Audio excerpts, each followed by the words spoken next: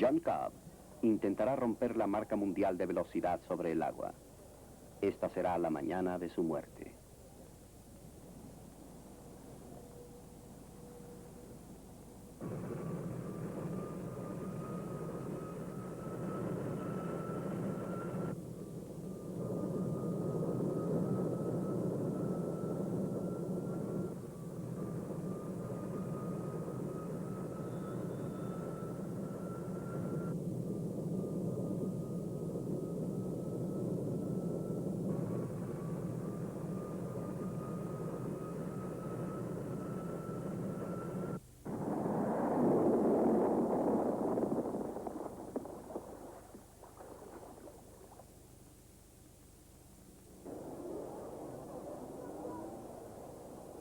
Si Cobb llegó a saber con qué chocó, esto ha quedado en el misterio. Y ahora la respuesta solo la sabrán las criaturas que viven en el silencio frío y oscuro del lago. La ciudad de Inverness, en el extremo norte del lago, es parte del centro tanto geográfico como espiritual de las tierras altas escocesas. Se localiza en la región conocida como el Gran Valle. Aquí, bajo la superficie de estas aguas engañosamente rutilantes, se oculta uno de los misterios más profundos y tenaces del mundo. Aquí habita el monstruo de Loch Ness. El Loch, lago en escocés, es de hecho una profunda y estrecha trinchera que se extiende 2,5 kilómetros en su punto más ancho y 35 kilómetros de punta a punta. Durante la era glacial, estas tierras altas estuvieron cubiertas con una capa de hielo cuyo espesor se calcula en 1.200 metros. Poco a poco, las montañas glaciales empezaron a deslizarse y formaron profundos valles y cuencas lacustres en su camino, de donde nació el Loch Ness. El castillo de Urquhart fue destruido por sus ocupantes en el siglo XVII para evitar que cayera en manos enemigas en los tiempos de la rebelión jacobina. Bajo sus murallas que se desmoronan y sus torres fantasmales, se encuentran las profundas cavernas sumergidas en donde se piensa que vive el monstruo. Se dice que muchos prisioneros encadenados en las mazmorras del castillo escucharon ruidos inexplicables que procedían de lo profundo. El conocimiento de estas cavernas se pierde en los siglos. En un tiempo se pensó que podrían extenderse bajo la tierra y formar pasajes que llegarían hasta mar abierto y que por ahí podrían haber llegado los monstruos que con el tiempo crecieron en el lago y no pudieron regresar, por lo que se quedaron a rondar para siempre las sombrías profundidades del Loch. Pero en algún lugar de estas profundidades se encuentra la respuesta, y cada inmersión es como un corredor que conduce a ella. Es irónico que las primeras observaciones registradas del monstruo del Loch Ness hayan sido hechas por un santo. Los viejos documentos relatan cómo San Columbo, el que llevó la cristiandad a Escocia, maldijo al monstruo por haber devorado a uno de sus prosélitos que no asistía a escuchar sus sermones. Tal vez se trate simplemente de una moraleja adecuada a las necesidades del tempestuoso siglo V. Pero resulta curioso que San Columbo haya elegido como escenario de su relato del monstruo acuático lo que ahora se conoce como el famoso Loch Ness. 1400 años después, la leyenda sigue vigente y los sacerdotes de la abadía benedictina mantienen vivas las tradiciones de San Columbo en nuestros días.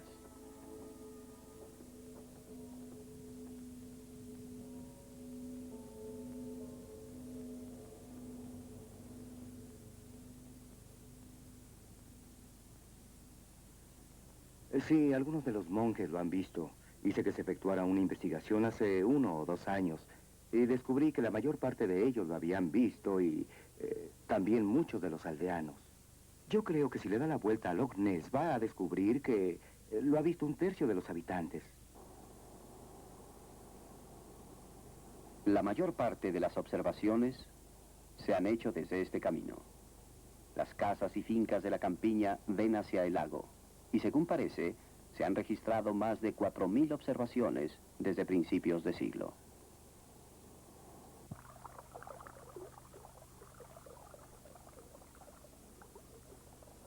Nos habla Alexander Campbell, guarda forestal y de pesca retirado, con más de 50 años de experiencia en la vida y en el trabajo en el Loch.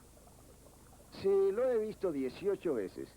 La primera vez fue en 1934, esa vez fue cuando lo vi mejor, porque le vi la cabeza, el cuello, el enorme cuerpo, que calculé en 15 metros de largo. En la forma característica de un hombre cuyo trabajo consiste en ordenar hechos, el comisionado de policía John Cameron nos habla de sus propias experiencias. Pero la impresión dominante fue su gran tamaño. Yo he estado en muchas partes del mundo, conozco el Océano Índico y el Pacífico. He hecho reconocimientos aéreos y he visto muchos tiburones y ballenas. Yo fui pescador en mi juventud y nunca he visto algo en el agua tan extraño. Las primeras fotografías conocidas del monstruo del Loch Ness las tomó en el otoño de 1933 el Dr. James Lee. Se ve a la criatura nadando en el agua con la cabeza erecta y mostrando 3 jorobas en el lomo. Se sumergió de pronto al oír un ruido en el camino. Después de esto, se desató una epidemia de periodistas, camarógrafos y curiosos que invadieron las riberas del lago. Inclusive se dio el caso de un cazador de fieras, un tal A.L. Wetherell, que tuvo la desgracia de descubrir e identificar 2 enormes huellas que más tarde resultaron ser falsas. El cazador no advirtió que se trataba de huellas del mismo pie izquierdo. Algunas personas simplemente se fabrican un monstruo. Casi siempre que el hombre descubre algo nuevo, siente la necesidad de ponerlo en una caja para llevarlo a casa. El monstruo no podía ser la excepción. De la noche a la mañana se inventaron sistemas para capturarlo, y se dio el caso de un grupo de acróbatas y bailarinas que formaron una especie de circo del monstruo. Al finalizar el año, la fiebre carnavalesca había decrecido y quedó solo un pequeño grupo de individuos serios y resueltos. Procedían de las universidades, las sociedades geográficas, clubes fotográficos e inclusive feministas, todos con la esperanza de ver a la fantástica criatura. Luego, en 1934, se tomaron las fotografías más asombrosas del monstruo del Loch Ness que haya visto el mundo. La noticia se extendió por Europa y le dio la vuelta al globo. Ahí estaba la prueba incuestionable, y en el verano se realizó la primera investigación organizada. Durante ella se desarrollaron muchas técnicas fotográficas especiales debido a lo extremoso de las condiciones climatológicas en el lago.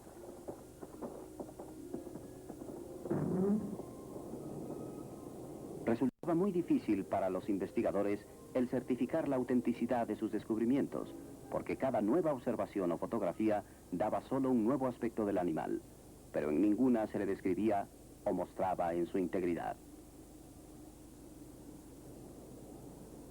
No estamos gastando tanto dinero y tiempo para descubrir que hay una especie enorme pero desconocida en Loch Ness. Ya se sabe eso.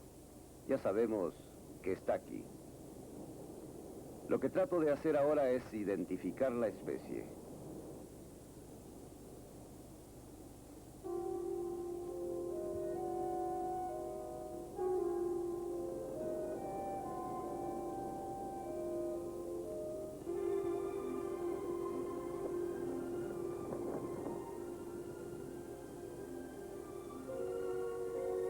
Con el apoyo de Cerebral Mountain, las investigaciones adquirieron nueva legitimidad. Todas las mañanas salían transportes de la neblina de las tierras altas para llevar a sus ilusionadas tripulaciones a ambos lados del Loch con su equipo especializado.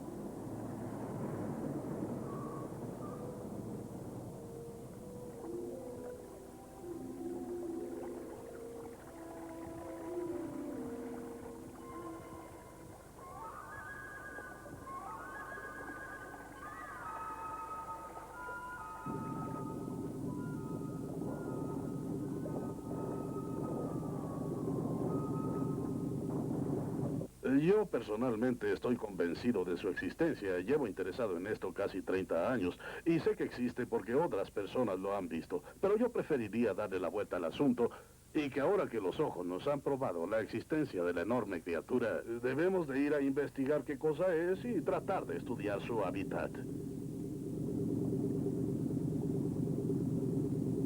Los pescadores saben que para atrapar a un pez hay que atraerlo con peces más pequeños. Este fue el primer intento para rastrear el lago. El capitán Eustace Maxwell esperaba que bajando estas redes cebadas se podrían conseguir las pruebas de lo que el monstruo del Loch Ness gustaba para la cena. Los zoólogos pueden estimar el tamaño y la estructura ósea de un animal por su dieta.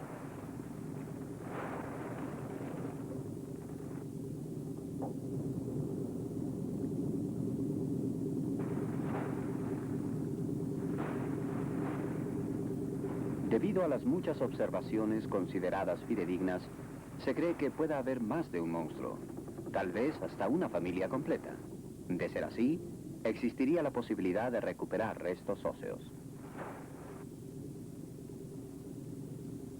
Pero, oh desilusión, al sacar la red se pierde la esperanza. Parece ser que el lago nunca devuelve sus muertos.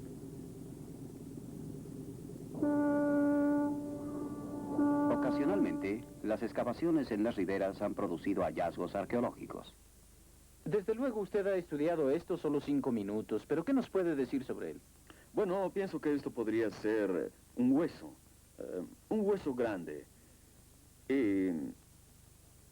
Mi primera impresión es que podría ser parte del fémur de un animal enorme. ¿Cree usted que podría ser una tibia? Sí, desde luego que podría ser una tibia, aunque es muy grande. Casi estoy seguro de que su conformación es ósea. ¿Qué le hace pensar eso, señor? Bueno, la textura del objeto, su peso, y por el hecho de que si observa con cuidado, podrá ver lo que parecen ser canales óseos en la textura de este objeto.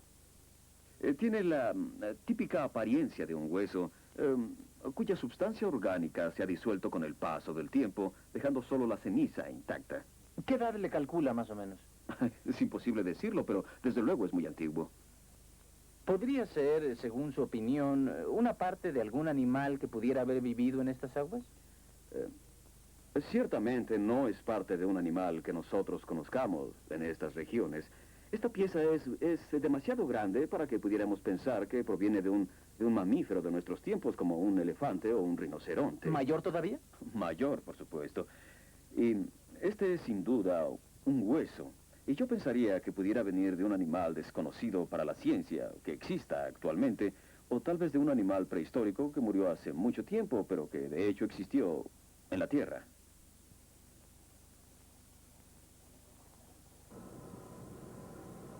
Aunque normalmente se considera al tiburón un animal marino que vive exclusivamente en agua salada, se conoce una excepción importante: el tiburón lacustre sudamericano, que se ha adaptado por completo al agua dulce.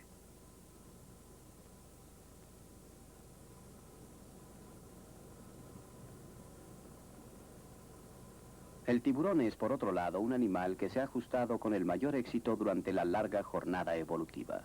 Ha sobrevivido sin variar desde sus principios, que se registraron hace como 300 millones de años. Normalmente, no se podría pensar que tuviera que ver con el animal del Loch Ness. No obstante, por su evidente capacidad para adaptarse al agua dulce y el hecho de que hay un tipo llamado el tiburón toro, que se parece mucho a la anguila, con su cuerpo alargado y su cara pequeña, los científicos no han querido descontar por completo esa posibilidad.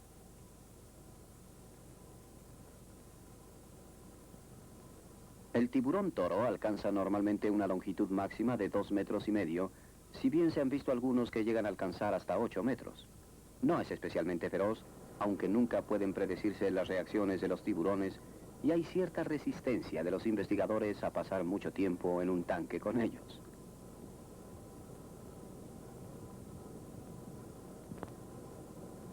Sin embargo, el trabajo del científico es llegar a la certeza absoluta en su juicio, de manera que el tiburón toro seguirá siendo candidato mientras no se pruebe lo contrario.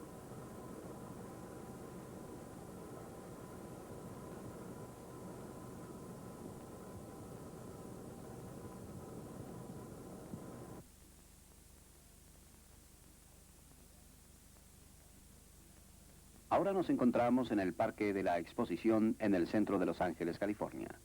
Muy lejos de la fría y siniestra humedad de los dominios del monstruo del Loch Ness, en el misterioso lago escocés.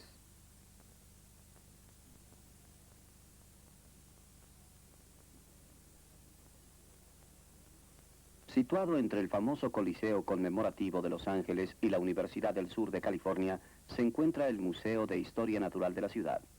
Allí encontramos al doctor Robert Ladenburg, del Departamento de Ictiología del museo. Sus extensos estudios sobre las criaturas acuáticas lo han llevado a los más remotos lugares del mundo.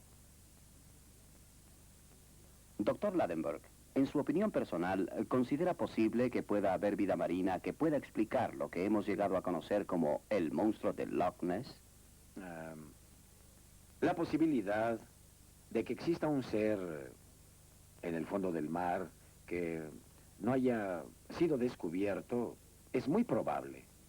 No tenemos el equipo o las facilidades, por el momento, para examinar todo el océano y determinar qué pueda haber en él. El Loch Ness es solo un pequeño mar o un cuerpo acuático que quedó encerrado. Si pudiera drenarse, podríamos ver qué hay. Pero nuestras posibilidades para penetrar en ese cuerpo acuático, para decir, sí, algo ha ocurrido, o no, nada de eso ha ocurrido, son limitadas. De modo que es posible que sí haya algo en el fondo que aún no hemos podido encontrar. O bien, todo ha sido creado por nuestra imaginación. Doctor, suponiendo que hubiera alguna criatura que viviera en las tinieblas del Loch Ness, ¿qué diría usted que pudiera ser? Es una pregunta que todos se hacen. No sé, con seguridad, ¿qué podría ser? Hay algunos especímenes candidatos. Por ejemplo, una gran anguila, uno de esos vertebrados tipo pez, podría ser una anguila. O podría ser un tipo de mamífero marino. Usted ha visto fotografías publicadas de ballenas y delfines que salen a la superficie por alguna razón, con las aletas a la vista. Y las aletas parecen a veces algo semejante al observado de esa supuesta criatura que vive en el Loch Ness. Hay también la posibilidad de que pueda ser algún gran vertebrado o algún gran animal que nosotros no conozcamos todavía. No desechamos esa posibilidad solo porque no la hayamos visto. Pero yo creo que el candidato lógico puede ser, dadas las observaciones, algo como un gran mamífero marino que se quedó prisionero en ese lago o algún otro tipo de vertebrados de la familia de peces que respiran, que toman el oxígeno del agua y permanecen ocultos la mayor parte del tiempo en las aguas profundas y por alguna razón solo salen a la superficie en algunas ocasiones y solamente en esas ocasiones han podido ser observados. ¿Cree usted posible que un animal acuático, pez o reptil, como quiera que queramos llamar al ser que vive en el lago, hubiera emigrado hace varios siglos por una caverna subterránea de pequeño y que se hubiera desarrollado demasiado para lograr volver al mar? Es realmente muy difícil adivinar la procedencia de ese animal, de dónde vino, pero es posible, no imposible, que cierto tipo de animal hace mucho tiempo haya entrado o haya invadido esta región y después quedar atrapado por algún movimiento de la Tierra o una avalancha o cualquier otro fenómeno. La Tierra misma está en constante movimiento. Los continentes se desplazan lentamente alrededor del globo como si fueran a la deriva. Eso es precisamente lo que causa los terremotos. Está claro a la vista que la Tierra se encuentra en un proceso de movimiento. Dentro de aproximadamente 3 años, todos los planetas del sistema solar van a quedar alineados. Y durante este periodo va a haber bastante actividad de la Tierra. O sea, actividad tectónica. Puede ocurrir o no ocurrir. No sabemos lo que vaya a pasar. Y estos terremotos pueden ocasionar el desplazamiento de masas terrestres, lo cual puede causar que estos movimientos de tierra pueden atrapar grandes masas de agua con los animales que contienen. Y estos no podrán volver a los mares de donde proceden. Los mamíferos marinos han existido en la Tierra desde hace poco tiempo. En la perspectiva de la evolución son de los animales más jóvenes del océano, son de los animales más recientes, o sea, que son muy diferentes. Por ejemplo, el celocanto, cuya aparición en la Tierra se pierde en el tiempo, ha habitado en el océano desde hace millones de años. Lo sabemos porque se han encontrado sus restos en las rocas terrestres. Pero no se le conoció durante un largo periodo. No se le pescaba, no se le veía, y de pronto en 1939 se pescó uno. Sin embargo, como usted podrá ver, no sabemos si el celocanto, que es un fósil viviente, puede estar relacionado en cierto modo con el Loch Ness. No lo sé. Es un problema muy diferente. La criatura del lago difiere en la opinión de los que la han observado. Muchas personas la han visto, pero no lo han podido probar. La del celocanto es una historia verdadera. Se halló preservado en la roca y sabemos que existe. Y sabemos que existió porque hemos visto y palpado el fósil, y en cierto momento se le encuentra. Aquí no hay suposiciones, ni hipótesis siquiera. Es algo que apareció repentinamente y que con sorpresa nos hizo exclamar, ¡cielos! Aquí hay algo que sí existe. Usted sabe, es algo que se puede palpar y que vino a ser un importante descubrimiento. Pudimos verlo. Sabemos cómo era un animal prehistórico y que coincidía con la proyección, porque no teníamos esa información, sino solo su impresión en la roca. Así que ahora, volviendo a Loch Ness, solo tenemos versiones orales. No es más que algo que la gente nos dice. Todos han visto algo. Pero, ¿es real? ¿Qué cosa es? Y no tenemos base para detenernos y decir, ajá, es como el fósil. Del celocanto tenemos datos en el fósil. Tenemos los datos de los restos de los huesos en nuestro fósil. Allá no tenemos nada. Entonces es un problema de enorme magnitud. Un abismo que tenemos que brincar. Por un lado, sabemos que el océano, probablemente en aguas profundas, contiene animales que aún no hemos descubierto. Hay cosas que no sabemos si existen. Tenemos que salir a descubrirlas.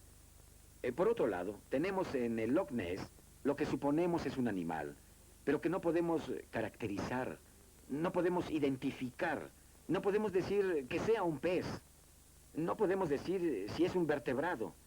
Hay personas que afirman que ni siquiera existe, que todo es un reflejo, que es solo cierto tipo de anormalidad de la filmación o una aberración óptica, que es un mundo extraño que no conocemos y que además no hay forma de documentar lo que ocurre.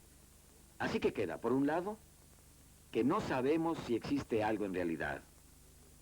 Y tenemos, por el otro lado, el descubrimiento de seres que creíamos hace tiempo extinguidos. Pero, juntando las dos cosas, tal vez nos indiquen que pudiera haber algo en el Loch Ness.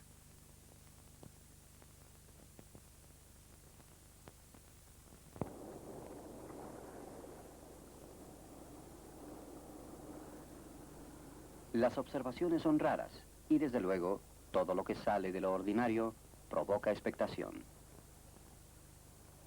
¡Wanda! ¡Wanda! Estoy viendo algo allá. ¡Pronto, pronto! ¡Corre! Hay algo en el lago a la derecha de la Casa Blanca. ¿Dónde? Lo vi que se movía. Sí, ahí está. Un poco a la derecha. Aún está ahí. Sí, ahí está. Se está moviendo y se mueve a la izquierda. Ahí está. Ahí está. Ya lo tengo. ¡Date prisa!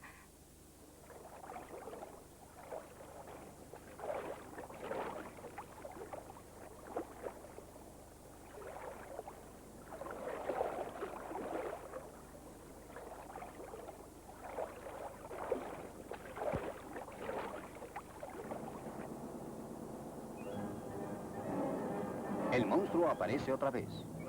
El monstruo es fotografiado. Tiene los ojos verdes, la nariz roja y una sonrisa maligna. Oficialmente no se ha dicho nada. Se discute en los comunes. No se deberá hacer fuego sobre el monstruo. 20.000 libras por el monstruo del Loch Ness. El monstruo vuelve a aparecer. Yo vi al monstruo. La misteriosa bestia tiene un cuello de 3 metros. Un experto pescador le ve 8 jorobas.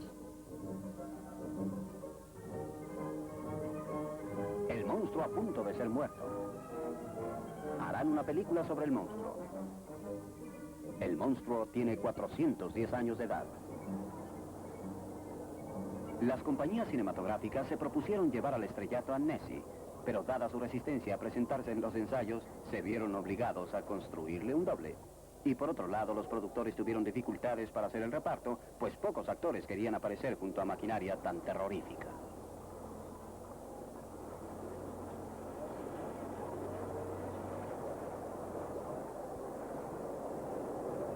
Un joven explorador local de la ciudad de Inverness inició por su cuenta una expedición. Se crearon para el evento brazaletes especiales. Rápidamente los promotores aprovecharon la marejada de interés público y pronto se vieron asociados de grandes empresas a los sucesos del lago. Algunas compañías patrocinaron inclusive sus propias expediciones. Se vio entonces la necesidad de proteger la ecología del Loch Ness y del monstruo mismo. El anuncio del premio por la captura de Nessie obligó a los condestables locales a aguzar la vista para evitar accidentes.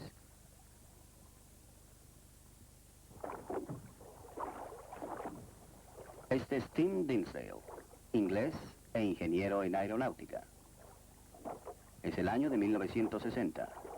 Se ha quedado atrás la guerra en Europa, durante la cual el monstruo disfrutó de varios años de relativo anonimato. Una paz que duró de hecho hasta cierta mañana de abril, en que el señor Dinsdale captó ciertas imágenes con su cámara cinematográfica.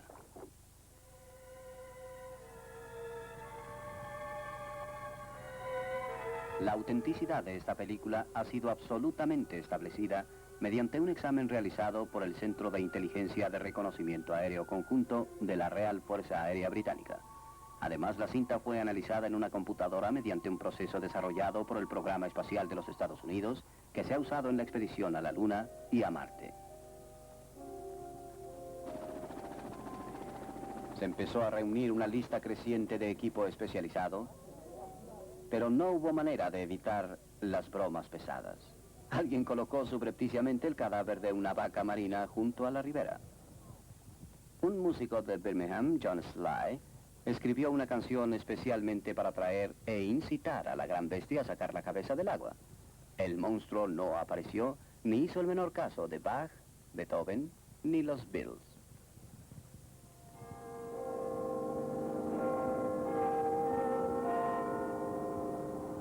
Era obvio que debía emprenderse una nueva expedición bajo los auspicios oficiales del gobierno y que el asunto debería plantearse al Parlamento. La iniciativa daría aire de confianza al proyecto. Norman Collins, un gran empresario británico, pidió a los miembros de las comunidades comerciales y científicas que se unieran para solicitar ayuda financiera y técnica, así como apoyo político y moral. Era necesario, de una vez por todas, borrar la imagen del monstruo como el sueño de un pescador ebrio.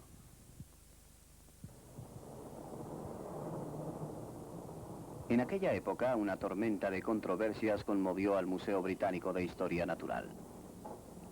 Estalló la bomba entre los funcionarios del museo porque un miembro de reputación internacional fue destituido de su puesto por su interés y apoyo a los equipos de investigación de Loch Ness. Encuentro muy difícil de creer que sea un animal en el sentido orgánico. ¿Y si no es una bestia, qué es entonces? Pues, estas cosas suceden en todo el mundo.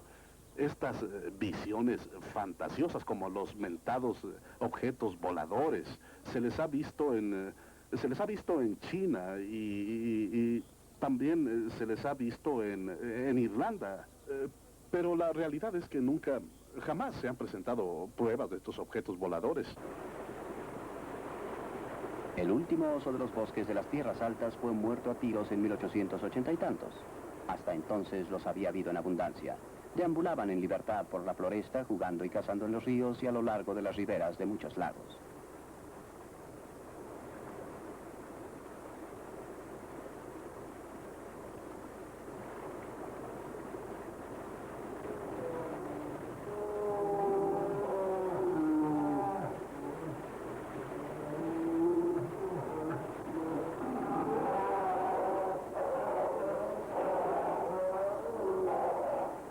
Los osos son excelentes pescadores y se sabe que llegan a pescar hasta 25 salmones en una hora.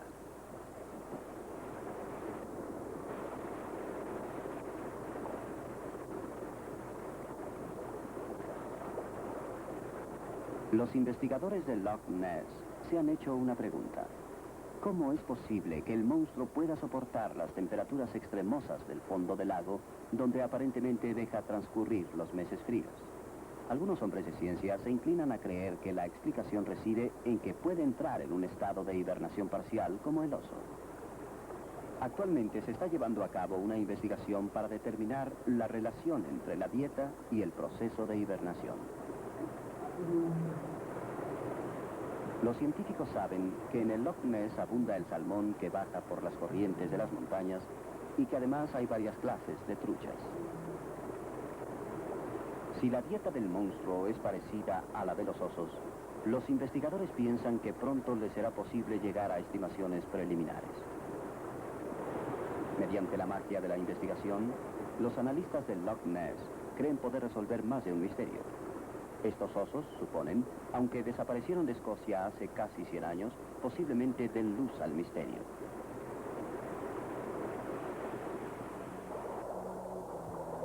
Una de las teorías más interesantes acerca del misterio es aquella que dice que no hay tal monstruo, que simplemente se trata de la manifestación de lo monstruoso que hay dentro de nosotros mismos.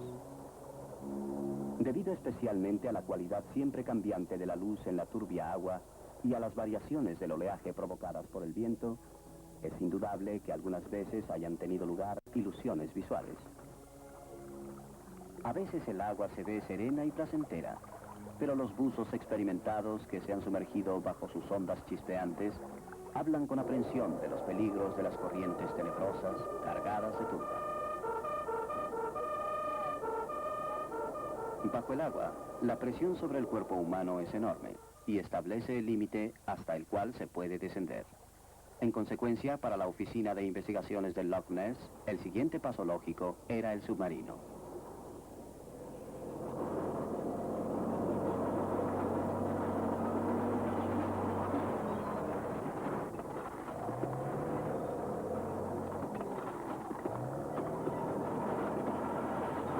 Durante varios años, la oficina hizo planes para obtener el permiso de usar un submarino y el entusiasmo se desbordó cuando al fin se le vio llegar.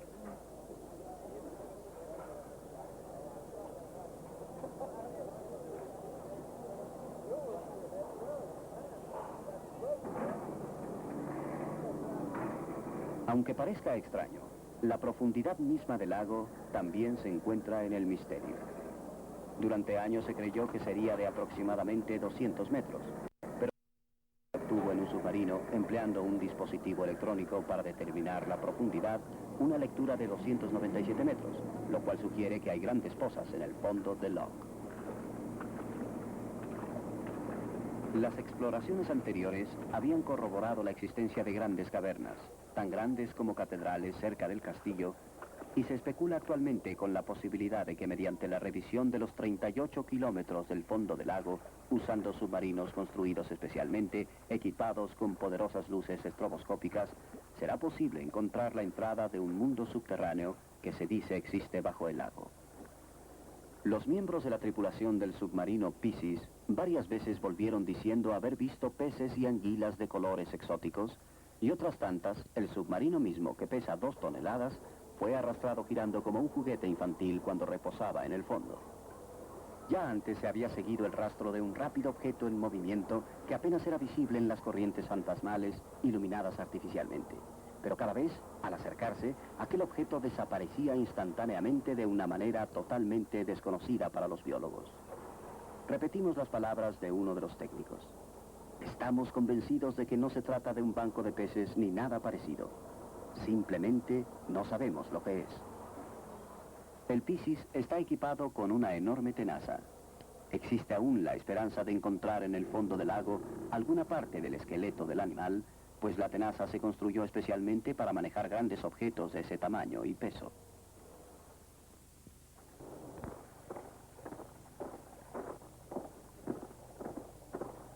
Robert Lobb, un experto estadounidense en electrónica, asumió la responsabilidad personal de diseñar el plan de sonar que usarían los equipos de investigación de Loch Ness. A partir de la guerra se han inventado técnicas para detectar y perseguir submarinos enemigos y minas sumergidas flotantes. Se han empleado muchas de estas técnicas para cazar al monstruo. El sonar tiene un huevo blanco.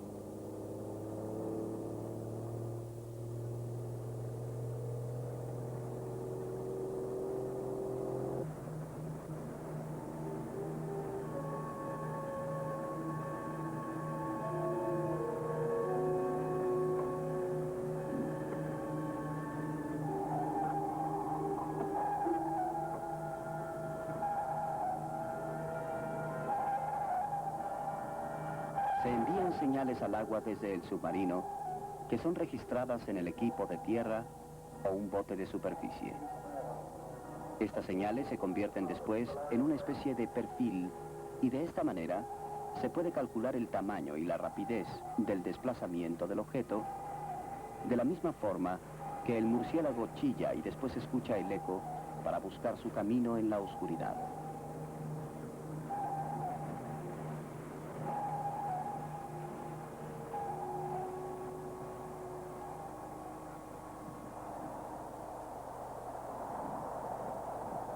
En un centro de investigación biológica de las Bahamas, se informó de cierto tipo de pulpo cuya conducta sugería la de la criatura de Loch Ness. Se envió un equipo de investigación para capturar y después estudiar varios de esos cefalópodos. Se tienen pruebas científicas suficientes como para poder afirmar que existen pulpos de tal tamaño que dos, puestos lado a lado, podrían cubrir un campo de fútbol.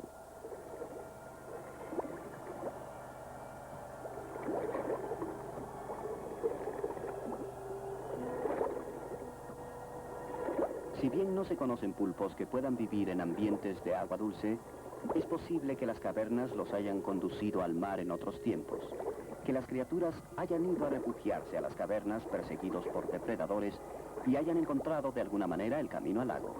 De haber sobrevivido alguna, pudo haberse adaptado lentamente al agua salobre del lago y que haya empezado una nueva vida a salvo de sus enemigos naturales.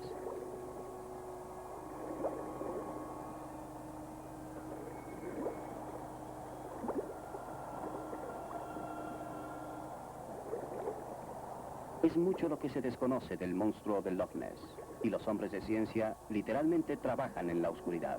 En consecuencia deben examinar toda nueva posibilidad, no importa lo remota que parezca.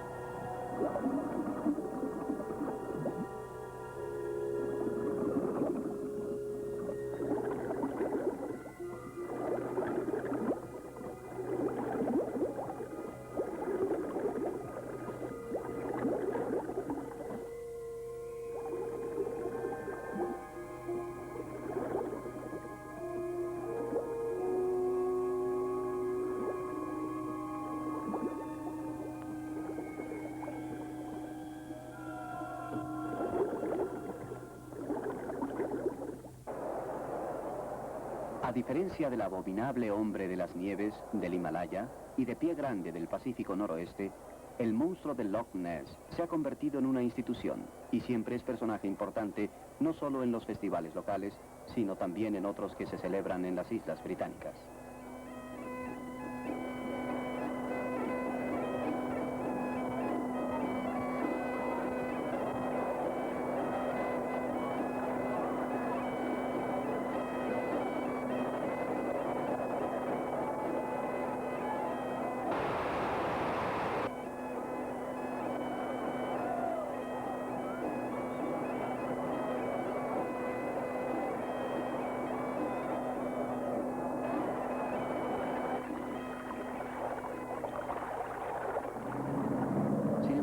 Hay ciertas formas de turismo que provocan resentimientos en la población local. Por más que sea tan controvertida como lo debe ser una leyenda, sigue formando parte de las tradiciones de las tierras altas. Desde hace varios años se ha querido dar la explicación de que se trata de una foca o de un león marino. Estos mamíferos pueden tener arranques de velocidad tremendos, que podrían causar las ondas alargadas que aparecen de pronto en el agua. Pero se ha demostrado que el oleaje causado por los leones marinos es muy diferente al provocado por el monstruo. El león marino podría explicar algunas de las observaciones, pero de hecho es muy improbable, porque los leones marinos siempre dan a luz en los témpanos de hielo o en tierra. Podría tener lugar algún alumbramiento en el agua, pero sería muy difícil la supervivencia de los cachorros. Si el monstruo de Loch Ness perteneciera a la familia de las focas, no habría seguramente misterio, pues se le habría visto con frecuencia en tierra como cosa común.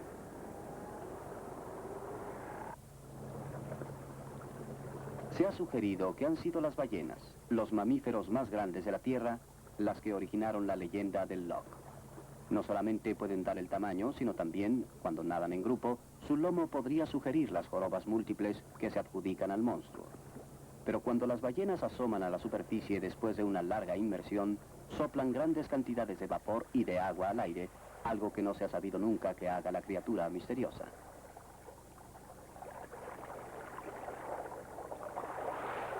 Actualmente ya nadie cree en los dragones ni en las serpientes marinas. Son cosa de risa.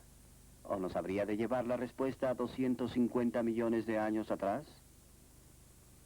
La esposa del comandante Basil Carey vio por primera vez al monstruo cuando era pequeña. Ha demostrado tener una notable afinidad psíquica al agua, así como a sus espíritus y a sus criaturas. Yo he demostrado mi afinidad con diferentes tipos de pulpos. Generalmente me detengo a la orilla del agua y vienen a mí como si estuvieran esperándome. Igual sucede con otros peces, nadan a mi alrededor como amigos. He encontrado muchos manantiales. Yo siento la presencia del agua, la siento cuando me voy acercando a ella. Siempre me pasa. ¿Se le ha pedido su ayuda para localizar al monstruo? Oh, sí, se lo he dicho a veces a los fotógrafos y a los que lo quieren ver. Y han tomado fotos, pero la cosa es que yo sé dónde vive solo aproximadamente. Lo he sentido numerosas veces. Por eso sé dónde vive, dónde se mueve y lo que hace. Por lo tanto, yo sé que puedo decirles cuándo va a aparecer. Pero es algo aproximado y nunca se está quieto. Muchas personas permanecen a la orilla del agua de la mañana a la tarde durante años, pero jamás logran ver ni de lejos a la criatura. Otras personas la han visto muchas veces. No todos tienen la misma suerte. Una vez más entrevistamos al doctor Robert Ladenberg, del Museo de Historia Natural de Los Ángeles. Doctor, ¿podría hablarnos de los descubrimientos recientes de la ciencia relativos a las profundidades marinas y de cómo viven allí los animales? ¿Qué podría decirnos de sus desventajas y de cómo han subsistido continuamente en el mar? La vida animal en el mar básicamente tiene dos formas. Los que flotan o nadan y los que viven en el fondo del mar. Desde que el hombre habita la tierra, ha recorrido las riberas y recogido las formas de vida, de manera que tenemos una idea bastante buena de los tipos de vida que se encuentran en la costa. Sin embargo, mar adentro, en aguas profundas, hay regiones relativamente inexploradas, cuya investigación apenas está iniciando. De manera que ahí, en las profundidades, en aguas profundas, se encuentran animales misteriosos y raros, y son animales que tienen una larga historia de vida en la Tierra. Y convendría apuntar aquí que si tomamos un grupo como el de los moluscos, las almejas y los caracoles y similares, hay claras indicaciones de que estos lentamente, durante cientos o miles de años, desde las costas, han invadido las profundidades. Doctor, ¿qué especies de animales marinos han existido desde los tiempos prehistóricos y que se ha encontrado que existen todavía? Como especie, tanto como ejemplar único, probablemente el pez mejor conocido dentro de esta categoría es el celocanto. Este pez ha estado en la tierra, preservado en las rocas, desde hace más de 150 millones de años. Nosotros teníamos conocimiento de este pez y lo considerábamos como uno de los peces arcaicos que participó en la colonización de la Tierra a través de un hábitat pantanoso, hasta convertirse en presa de aves. Por eso lo considerábamos extinguido desde hacía mucho tiempo, desaparecido. Pero en 1939, un pescador comercial atrapó uno. Lo llevó a un museo donde se confirmó la noticia espectacular de que había encontrado un celocanto vivo. ¿Podríamos suponer que hay más de una criatura en el Loch? Lo que podría explicar las 4.000 observaciones aproximadamente que se han hecho en el curso de los años. Si suponemos que hay animales vivos en el Loch, sí, sería lógico suponer que hubiera más de uno. Sin embargo, debería considerarse que puede haber relativamente pocos animales, si es que existen, y que las observaciones han sido muy escasas, porque se trata de una zona cerrada. Los animales no pueden escapar, si es que de hecho existen, y si existen pocos, tal vez tienen un método de reproducción que asegura su continuación y su vida por largos periodos de tiempo. También una fertilización interior, pocos vástagos, y no tienen verdaderos depredadores que realmente sean una amenaza. Se requiere una resistencia fuera de lo común para soportar la larga espera. Frank Searle sabe lo que es. Yo no me propongo probar que hay algo en Loch Ness, sino a identificar qué es lo que hay. Tenemos una documentación que se extiende a lo largo de 1400 años que demuestra que hay algo. Los primeros 5 años y medio viví en una tienda en la ribera. Me levanto todos los días al amanecer y salgo en un bote pequeño. Tengo registradas 22.000 horas de vigilancia, 15.000 de ellas desde el bote pequeño. Pero el rastreo de lo desconocido requiere algo más que sacrificio. Se debe estar listo para cuando aparezca. Es muy difícil tomarle fotografías porque solo se ve a estos animales durante muy corto tiempo, tal vez unos pocos segundos como promedio. Por eso hay que tener la cámara en la mano todo el tiempo. Siempre lista para disparar, que sea fácil de usar y muy rápida.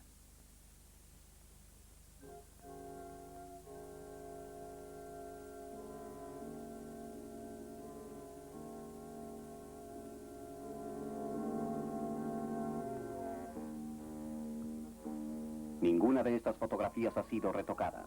Los negativos originales han sido examinados en los laboratorios científicos más exigentes de Europa y los Estados Unidos. Y está usted viendo solo lo que hay ahí, solo lo que Frank Searle vio a través de la lente de su cámara. Algunos ven en el monstruo un mal más trascendental. Este es el Dr. Orman, un clérigo eminente y renombrado exorcista. Yo os conjuro a que me escuchéis para que tengáis una pronta muerte y que desaparezcáis de este mundo para que no volváis a presentaros como manifestaciones demoníacas de la prehistoria. Sus palabras parecen un eco de los días de San Columbo. Escuchadme, maléfico demonio, y huid de este recinto sagrado para que no volváis jamás a perseguir a los siervos de Dios Todopoderoso. Y con el valor de los antiguos reyes de Shakespeare, el ministro desafía el viento y quién sabe a qué criatura infernal. Otro misterio del Loch Ness, la ignominiosa casa Boleskine.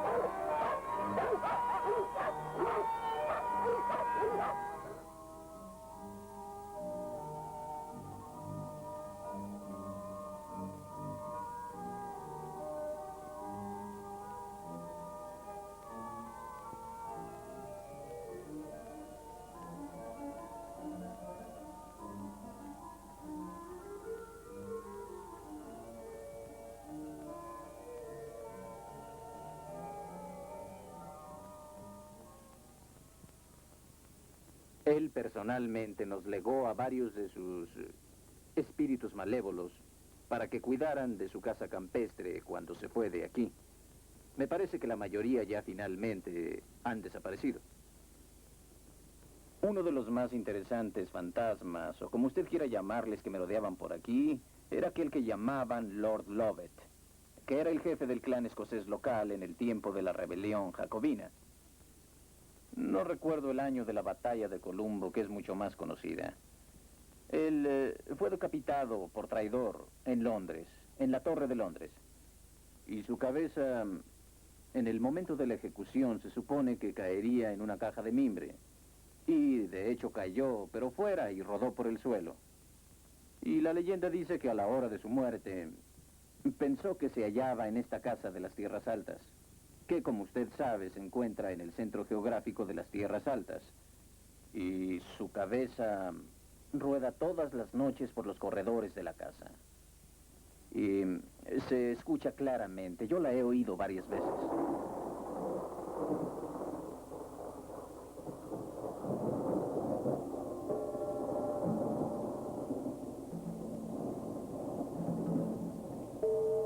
Aleister Crowley prefería que se le llamara la Gran Bestia. Viendo sobre los terrenos de la casa Boleskine, más allá del cementerio, no puede uno dejar de preguntarse si no se vería como el alter ego de la Gran Bestia que habita bajo las aguas oscuras. Durante su extraña vida, ¿por qué no pudo haber convivido con el monstruo mismo que lo comunicó con mucha frecuencia, según él, con los espíritus inquietos de los muertos flotando sobre las piedras mudas de las antiguas criptas?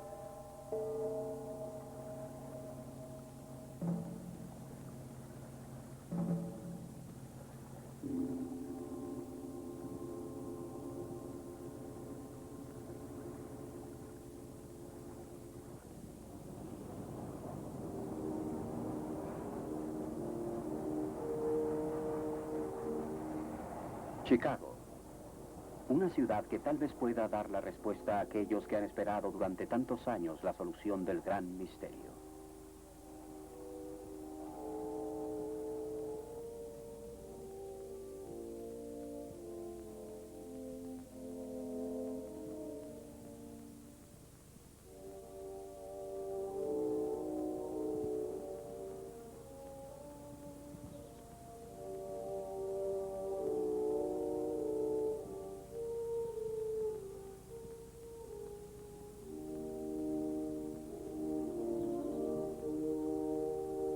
Aquí se inició la era atómica. En su universidad se creó esa terrible luz cegadora, más brillante que 1000 soles. Pero nos trajo algo más que la tecnología de la destrucción. Nos trajo el poder para curar, y el don todavía más grande que hace posible al hombre penetrar la oscuridad de las estrellas y los secretos que ocultan los abismos de los mares.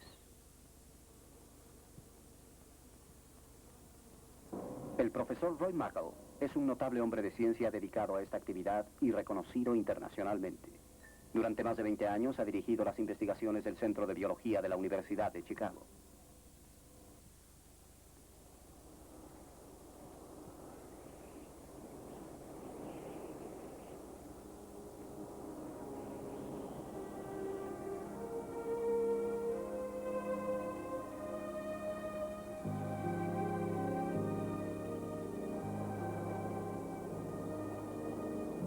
Ahora se llevará a la práctica una nueva idea, una nueva actitud.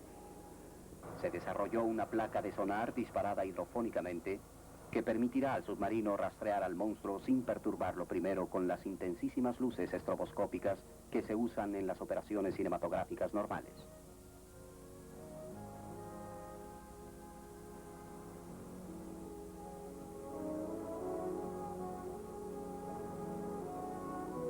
Se realizó una prueba previa a la expedición en un lugar no revelado, con lo cual se introdujo un nuevo factor en la escena: el tiempo.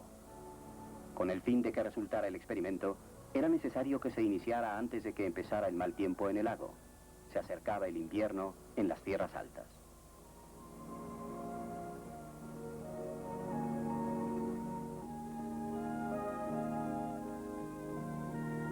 El sonido se transmite a distancias sorprendentemente grandes bajo el agua. A fin de evitar importunar al monstruo con el ruido, se estableció un código de señales visuales mediante un pequeño flotador electrónico colocado en la zona de operaciones. Coordinándose con los buzos, los técnicos instalaron los instrumentos en tierra, para lo cual hubo que tender más de 4 kilómetros de cables y alambres para los generadores.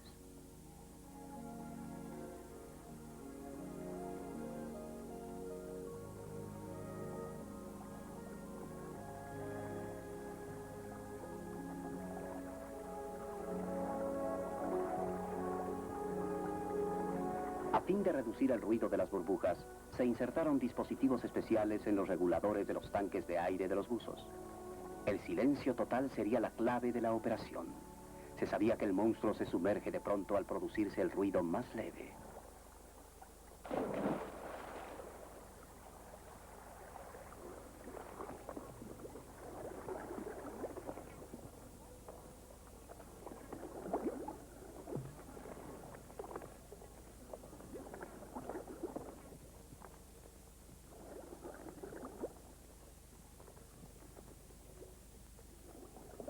La posición de la placa fue calculada de manera que no pudiera ser excitada accidentalmente por el submarino, que permanecería en la superficie a corta distancia.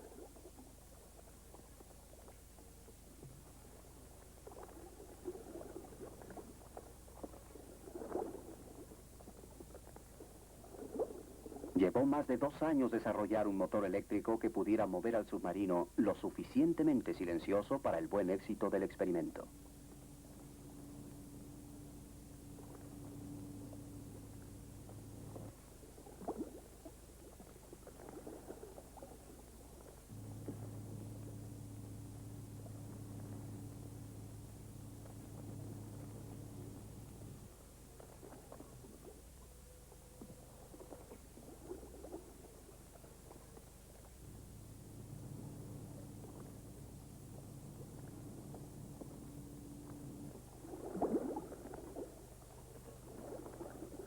Ahora la cuestión era saber si el gran volumen del monstruo, deslizándose en el agua, podría producir vibraciones de intensidad suficiente que pudieran ser recogidas por los micrófonos sumergidos.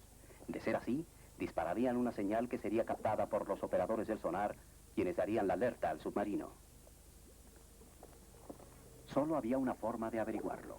La expedición se encontraba lista para dirigirse a las aguas del Loch Ness.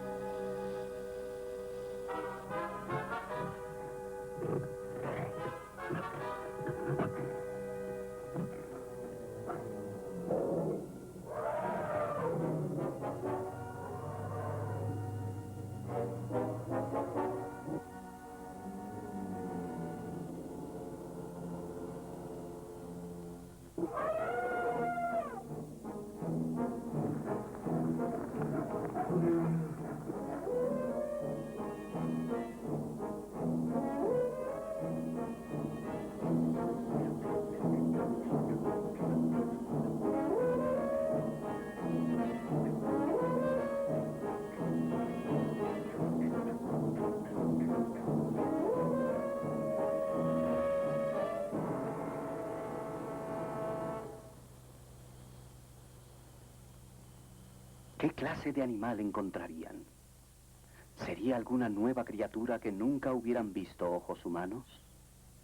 ¿O sería algo que hubiera logrado evolucionar sin cambiar desde la aurora del mundo? Una criatura de la época de los dinosaurios, olvidada por el tiempo.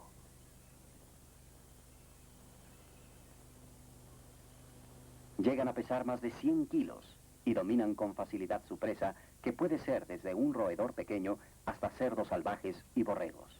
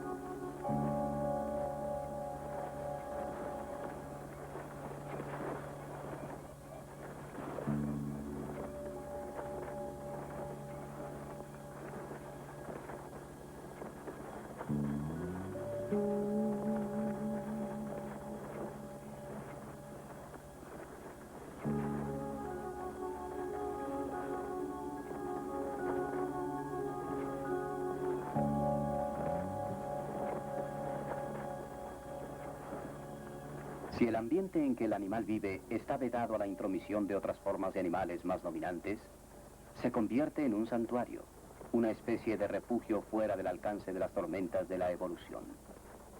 Así pues, en una isla, por ejemplo, o en una masa de agua estable, pueden permanecer indefinidamente, adaptándose con la lentitud del transcurso de los siglos a los cambios menores del clima y de la provisión de alimentos.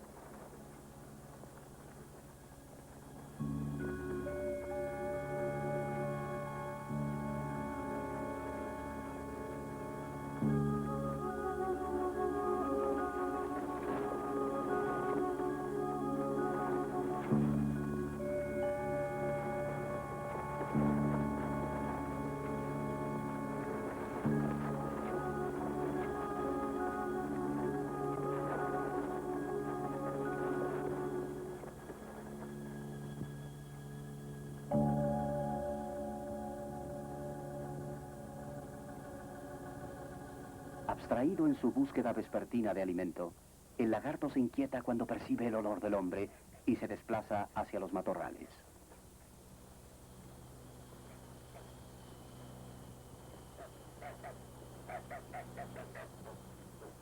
Pero el animal más dominante de todos es el hombre mismo.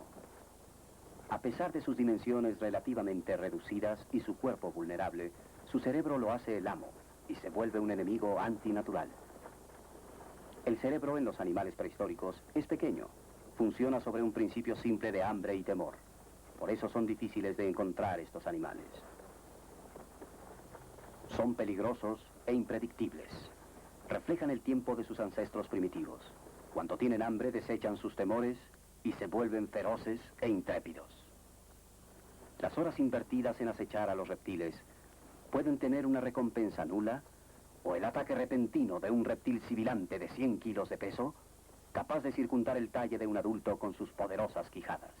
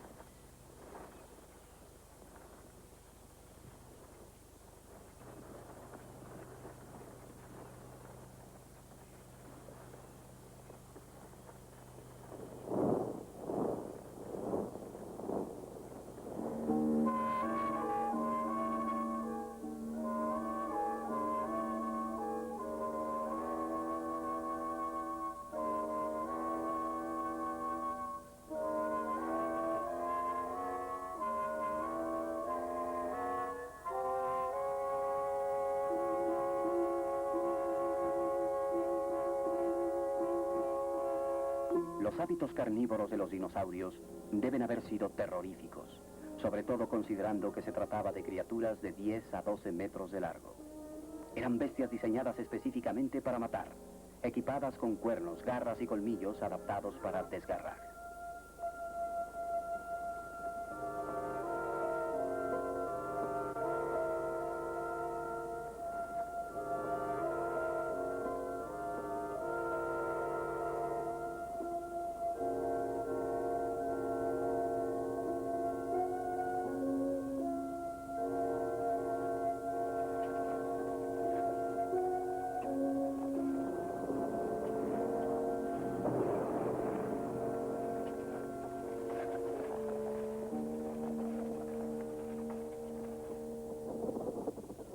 Hasta del cielo puede descender el terror cerval.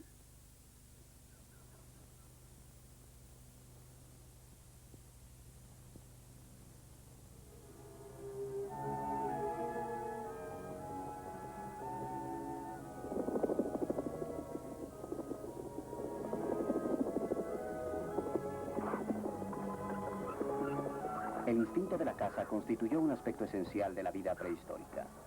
Sin él, no hubiera habido criatura que sobreviviera. El depredador es una bestia dentro de una bestia, viva todavía, en la que late la sangre de un reino salvaje. Dado que no se ha logrado llegar al fondo del Loch Ness, hay que volver a la mesa de diseño.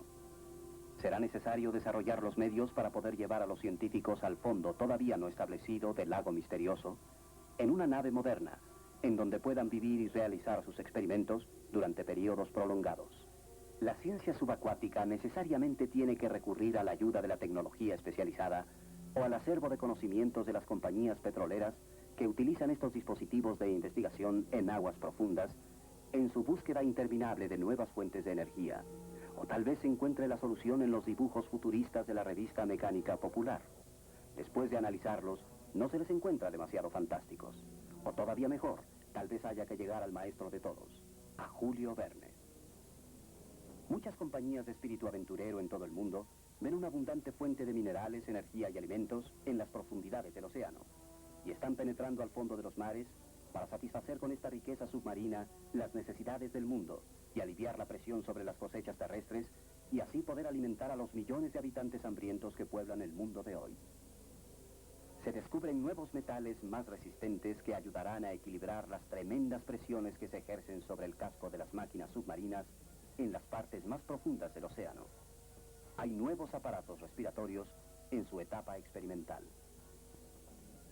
Se deberá recurrir a toda la tecnología científica a fin de descifrar el misterio de los desconocidos abismos antes insondables de esta nueva frontera. Todo este cúmulo de información, triunfos, fracasos y frustraciones experimentales algún día proporcionará la tecnología necesaria que permitirá a los hombres de ciencia revelar este secreto secular en las recónditas aguas del Loch Ness y así llegar a descubrir la guarida de Nessie si es que realmente existe. El Dr. Ladenburg continúa su exposición de la evolución de los animales marinos que se volvieron terrestres. Estamos totalmente convencidos de que la vida se originó en el medio acuático, en el océano. Durante millones de años, la Tierra la parte terrestre de la Tierra se ha ido deslavando y disolviendo y sus materiales han sido arrastrados hacia el océano. Así que cuando la vida se originó, probablemente el agua era más dulce que en la actualidad, contenía menos sal. Al evolucionar la vida en el océano, se volvió más compleja. Y luego, en la secuencia de los sucesos de la evolución, algunos de los animales que se habían formado, como el celocanto, empezaron a desplazarse a aguas menos profundas, a regiones pantanosas, y pudieron sobrevivir en ese hábitat. Y ese fue el principio de la forma terrestre de vida. Los animales pudieron invadir un ambiente hostil. Uno de los cambios más importantes tiene que haber girado alrededor del huevo. En el medio acuático, el huevo está rodeado de agua y no se seca. Pero en la tierra sí se puede secar. Estos animales se encontraban en un medio acuoso y tenían que volver a él en el momento de la reproducción para mantener húmedo el huevo y que este no se secara. Y uno de los saltos más grandes para adaptarse al ambiente terrestre fue que el huevo se protegiera para que no se secara.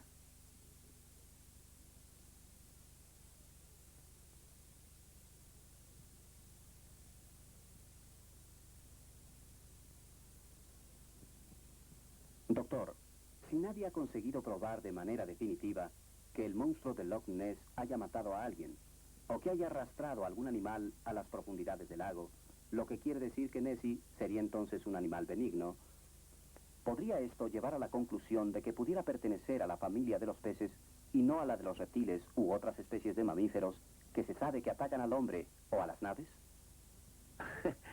Yo no me atrevo a imponerle alguna categoría sobre la base de no haberse manifestado una conducta agresiva por parte de este animal o ese fenómeno que se ha registrado en esa zona. También podría ser, si existe, que su boca sea una especie de filtro para poder alimentarse de pequeños organismos que nadan o flotan en el agua.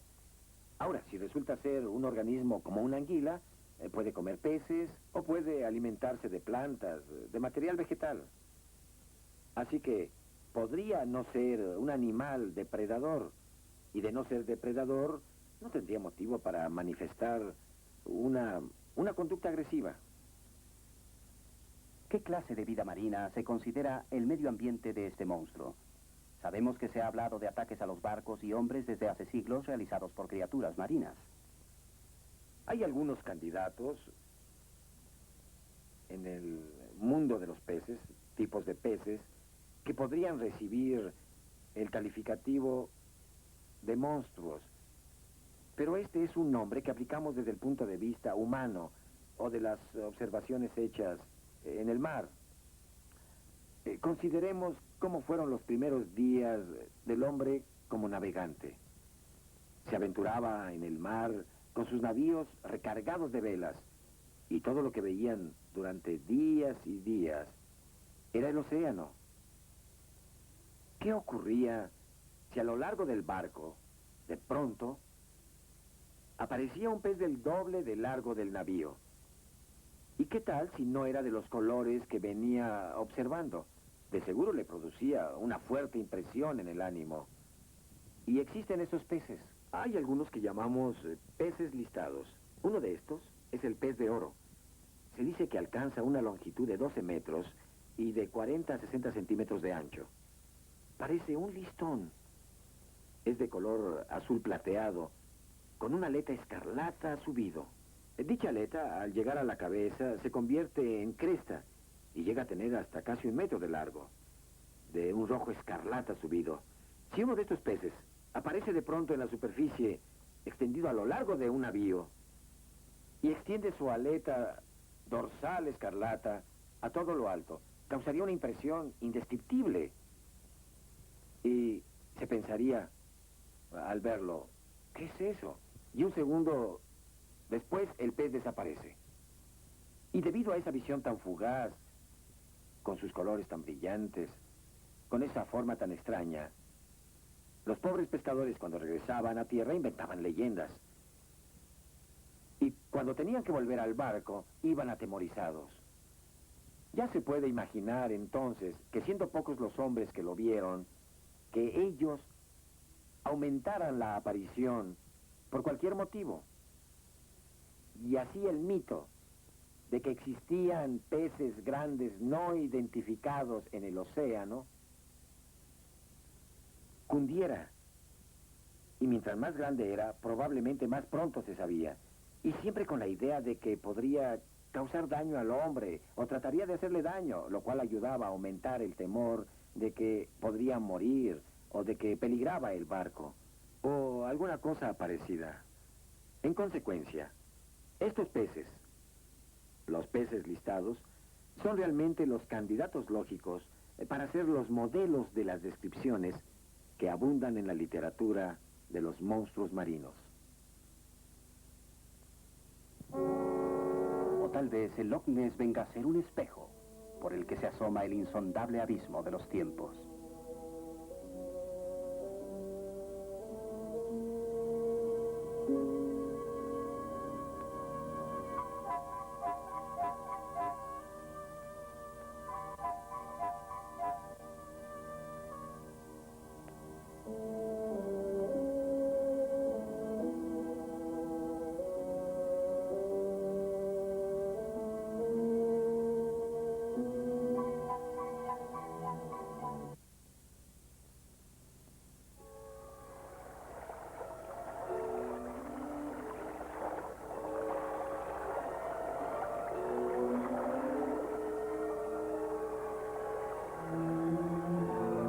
Habiendo dejado pasar una tormenta temprana que retrasó la expedición 3 días con sus noches, los buzos y los técnicos están ansiosos por lanzarse al agua.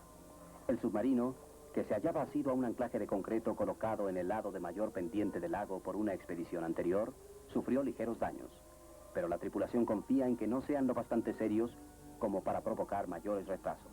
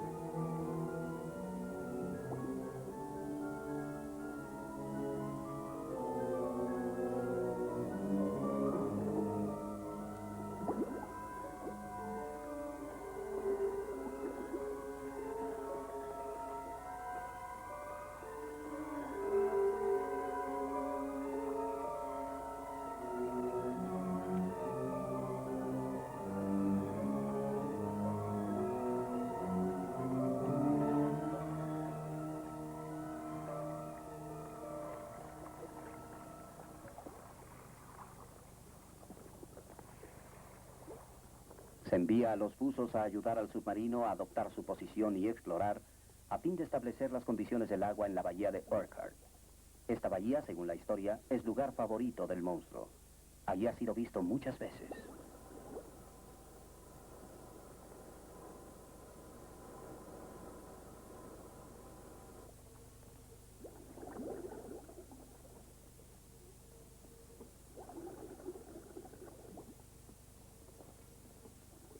Los buzos descienden más, moviéndose a través del agua turbia hacia las cavernas. Los segundos van cayendo lentamente. Todos se enfrentan a una grave pregunta. ¿Habrá causado inquietud la tormenta en el monstruo?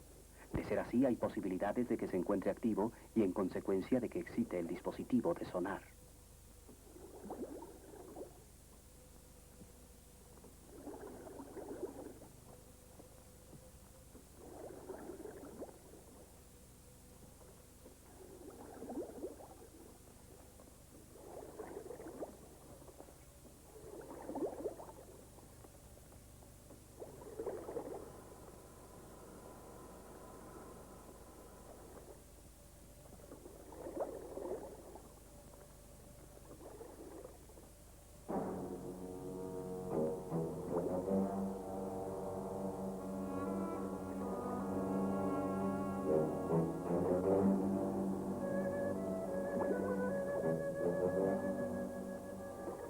Los buzos se asoman a la entrada de las cavernas, esforzándose por ver algún movimiento, una planta acuática desarraigada o desgarrada, algo fuera de lo usual, cualquier cosa.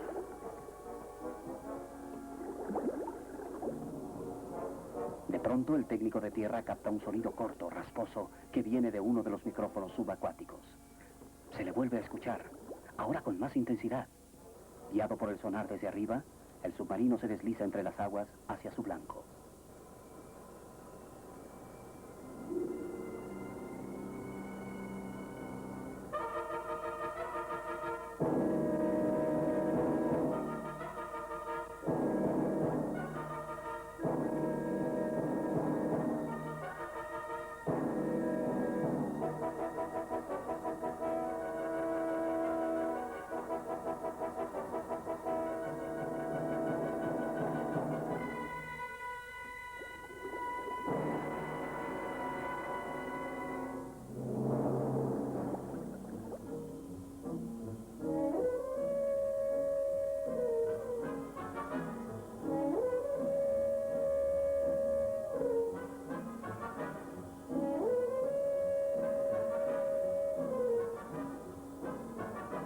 Lo que ustedes verán ahora en cámara lenta es un animal acuático 5 veces más grande que el submarino.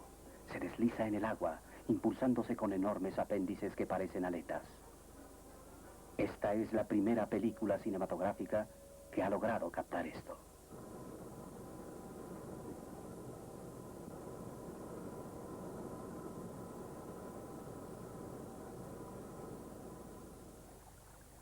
Y así, hemos llegado más cerca de lo que el hombre había estado jamás, y con todas las razones para suponer que la solución está muy próxima.